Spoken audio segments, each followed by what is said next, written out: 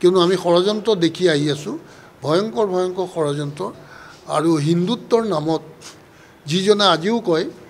যে মই থাকালৈকে মিয়াক শান্তিত থাকিব নিদিওঁ তেওঁ মিয়াৰ কথা কৈ কৈ অসমীয়া জাতিটোক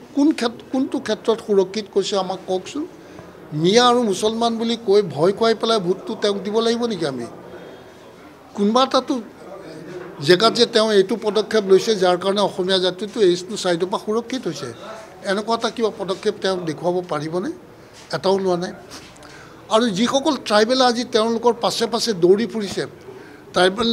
নেতাসকলে যি ধৰণৰ বক্তব্য ৰাখিব লৈছে তেওঁলোকৰ পক্ষত কিন্তু মই আচৰিত পাইছোঁ যে অন্তত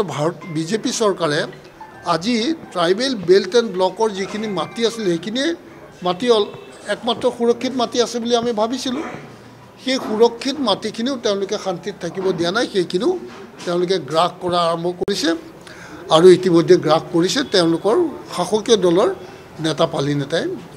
গ্ৰাস কৰিছে তে এনে ক্ষেত্ৰত এই জাতিটো ক'ৰ পৰা জীয়াই থাকিব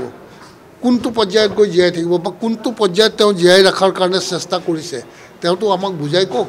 মিয়াৰ কথা ক'লা মুছলমানৰ কথা ক'লে অসমীয়া জাতিয়ে ভয় খায় আৰু তেওঁক মানে ভোট দিব লাগে তাৰমানে তেওঁ সুৰক্ষা ক'তোৱেই দিব পৰা নাই তেওঁ মাত্ৰ এটাতে ব্যস্ত আছে তেওঁ উপাৰ্জন কৰিব লাগে লুটপাট কৰিব লাগে আজে বাজে কথা কৈ ৰাইজক বিপদগামে মানে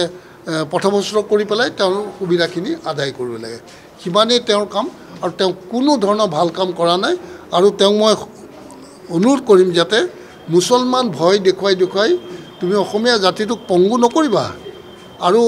ধৰ্মৰ কথা কৈ অসমীয়া জাতিটোক পংগু নকৰিবা